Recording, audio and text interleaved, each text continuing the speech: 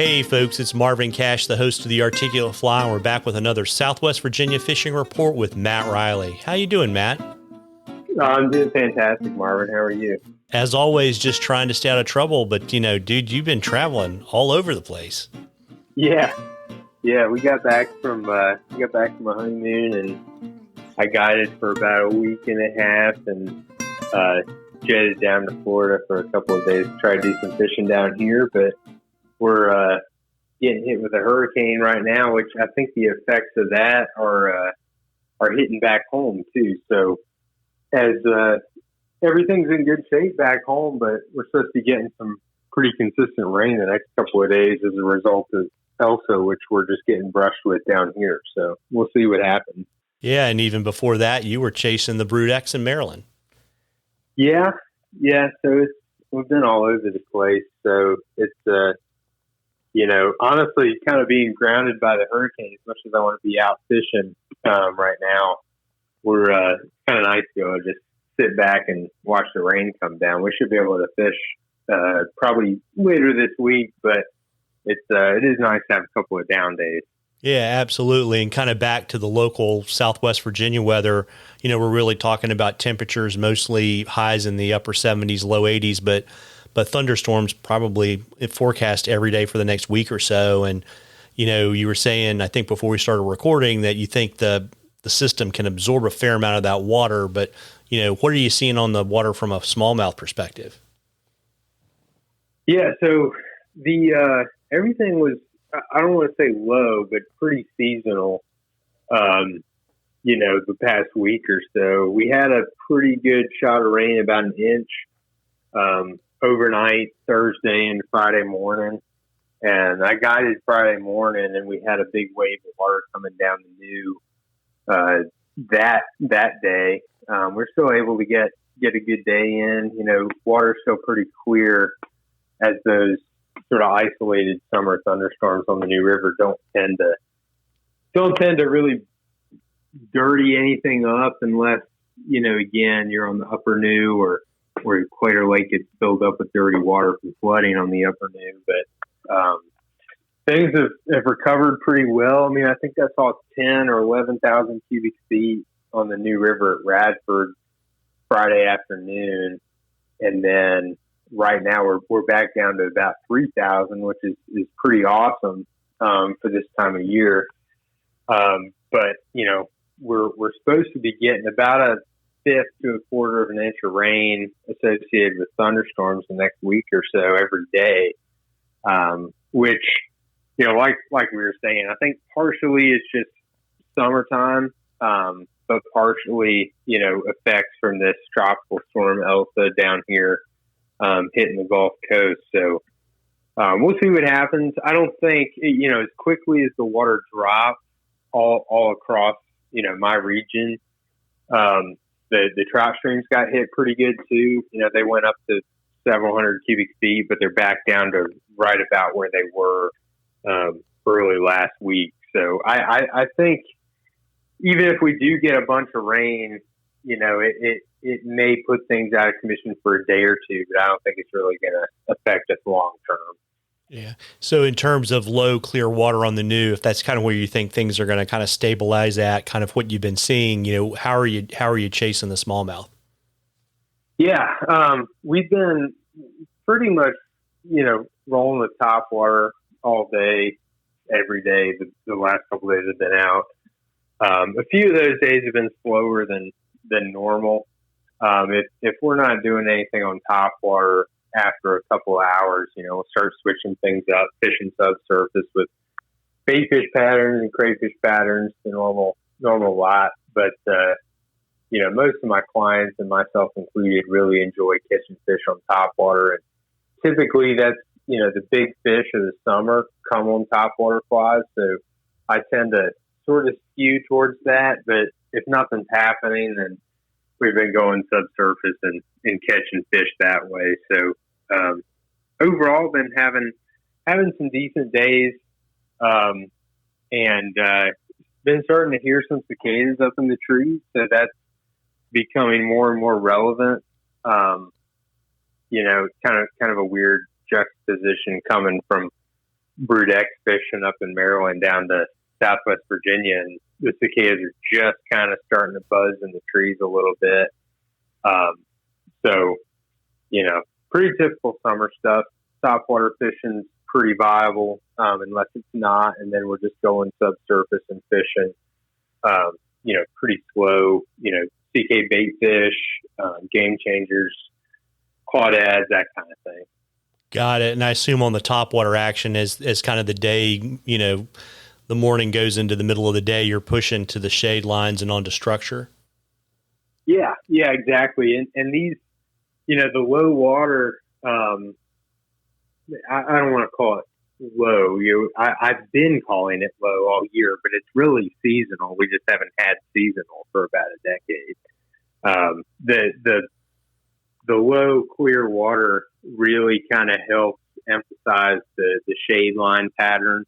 If there's not, if we don't have high water for the fish to kind of be able to go deep or what have you, that really low clear water, when the sun's out, the fish really tend to push into the bank. And so that shade line is really important. And sunny days, are always kind of my favorite for that reason. Is just because the fish tend to get concentrated in there on the bank. They're really targetable, especially on a big river like the New, where there's lots of mid-river structure and room for fish to roam around. That sun really helps kind of put fish where you want them.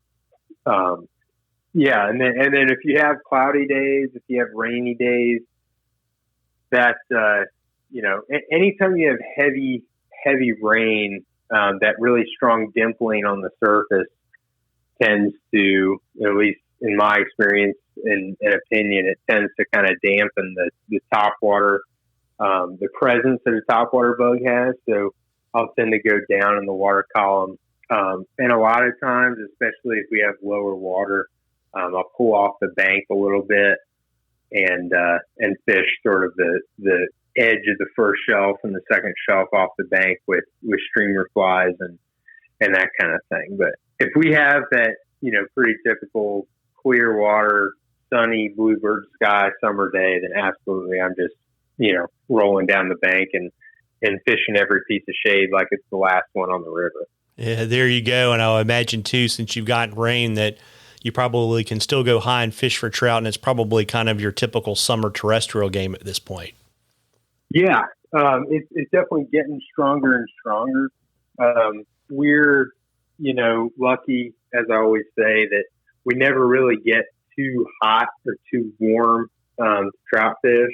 We kind of top out water temperature wise, usually at the end of July, in the mid to upper 60s, which is kind of the upper limit for trout. But that's at the lower extent of a lot of our mountain streams. So you can always go higher, up towards the springs, up towards the headwaters, and have, mid to high 60s water temps and be totally fine. But yeah, I get a lot of emails from the early part of the season, March, April, and people are asking about getting trout trips in before the end of the season. And really, it really just kind of gets better and better as it gets warmer because, like you said, we can fish terrestrials, we can fish big bushy dry flies, and it's just a lot of fun. And the lower the water gets, it does get challenging from time to time, but you can find fish in, if you know the river, spots that have lots of oxygen, lots of overhead cover, shade, big riffles and runs and stuff like that, broken water. Those kinds of spots stay great year round, but particularly as it gets really low.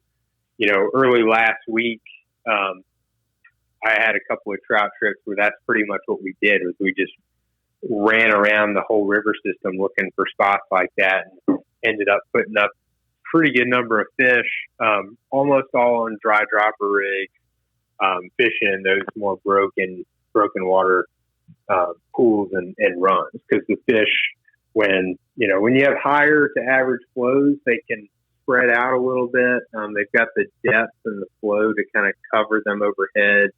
Oxygen gets carried further downriver. The food gets carried further downriver. But when it gets real low, like it usually does in the summer, and it has been the last couple of weeks, if you really kind of headhunt those strong riffles and runs, you can do pretty well. Yeah, there you go. And, folks, we love questions at the Articulate Fly. You can email them to us or shoot them to us on our Facebook or Instagram page. If we use your question, I'll send you some Articulate Fly swag, and we will enter you into a drawing for something cool from Matt at the end of the season. And, we'll return to the tradition. I know you've been busy and you haven't been writing as much as you would like to, but I'm going to ask you what your latest article is for the Rural Virginian. Yeah, the latest article is just a pretty quick little story I put together about fishing our, Fruit X cicada hatch and some of the cool things we were doing with them over the course of the last month or so, specifically involving grass carp, which is a pretty difficult fish to catch, like common carp are, but even more so unless you have a cicada hatch. So that story I should be posting in the next couple of days. So look out for that. And I know we'll post it in the notes so people can find it. But that's what I got coming out this week, and I'm hoping to return to a little bit more normal schedule here in the next couple of weeks. Yeah, well, there you go. And before I let you hop and watch the rain fall in Florida and hope that you get to fish later this week, why don't you let folks know where they can find you so they can book you? I know you're been super booked up, so we're probably talking about, probably September, October smallmouth dates, and it's never too early to start booking for muskie either. But why don't you give folks all the info? Yeah, social media and everything. My phone number is on my website, which is MattReillyFlyFishing.com. Feel free to email or call or message me on social media or whatever you'd like to do. And I'd love to get out with you this summer. Yeah, well, there you go. And folks, you owe it to yourself to get out there and catch a few. Tight lines, everybody. Tight lines, Matt. All right. Thanks, Marvin.